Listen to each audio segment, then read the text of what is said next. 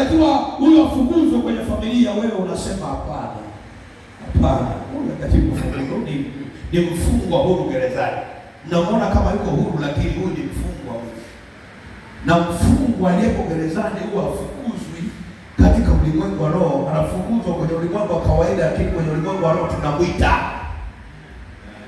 Semeni amina basi. Amen. Bwana asifiwe.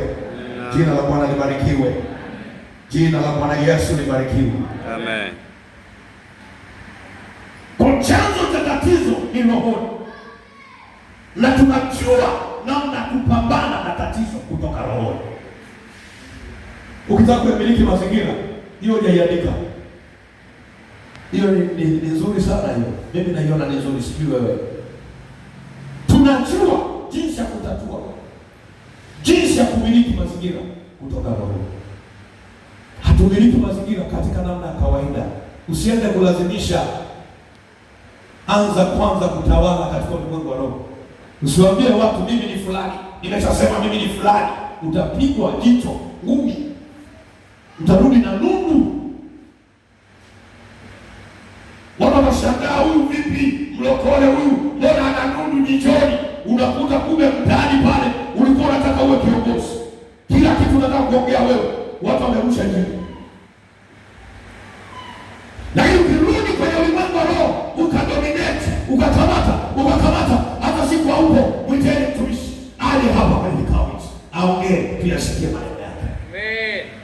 Jina la Bwana libarikiwe. Kwenye familia, mwambie Mungu, hii ni familia ya baba yangu na mama yangu, huu ni ukoo wangu, nipe neema yale ambayo nayaongea yawe na tija katika ulimwengu wa roho na hata pia, kisha nenda kawasikilize. Bwana asifiwe. Bwana asifiwe. Ukitaka Mungu akutumie, kazi ni kwako. Anza kwanza kutafuta akili na hekima ya roho. Kitafuta akili na hekima ya roho, utashinda vita. Kama ina watu hapa au tayari mmeshachoka? Bwana asifiwe.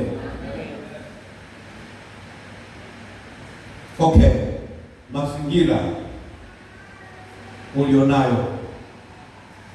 Pointi nyingine hii, tunaposema kuwa na akili ya roho, mazingira ulionayo hayatawaliwi kwa mabavu, tawala kwa hekima ya kiroho. Mazingira yanatawaliwa kwa hekima ya kiroho, sio hisia za akili za mwili. Na watu wengine huwa wanataka kulazimisha watu hawajue ni kina nani. Wewe ulishashindwa kwenye ulimwengu wa roho. Unataka kwanza kuambia wewe unajua mimi ni nani? Unajua mimi ni nani?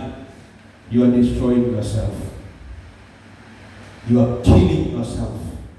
A spiritual person must understand the rules of the leadership of spiritual leaders.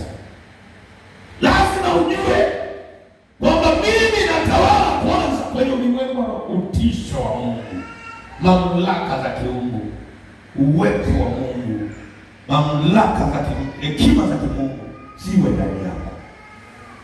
Siwaambie tu hapa nimeshasema, na wao watakwambia na sisi tunasema. Wewe si kwa mwili unalazimisha. Watakwambia na sisi tumesema. Mwisho mgogoro unatokea. Ama wananyamaza, wanaondoka, lakini hawajaondoka mkiwa kwenye unity. Bwana asifiwe. Ukitaka kuyadominate mazingira, hekima ya roho lazima ichukue nafasi yake. Semeni amina. Amen. Hekima nini? Tawala kwa hekima roho na si kwa hisia wala akili za kibinadamu. Jambo la tano na la mwisho,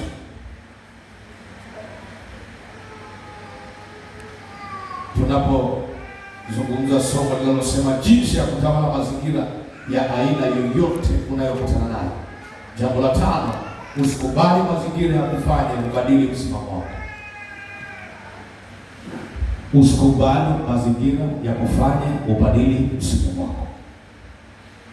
Hata kama watasema ili upate kazi unatakiwa kufanya A, B, C, D, Mungu hayupo kazini, amtambulishe mtumishi wake wewe, badala ya wewe ku drop down identity yako. Bwana asifiwe sana. Jina la Bwana libarikiwe. Pray the living God. Amen. Usikubali mazingira yako, mazingira ya kufanya ubadili msimamo wako. Some Danieli 1:8. Sasa hiyo unaweza kuanzia ule mstari wa kwanza kwa wakati wako.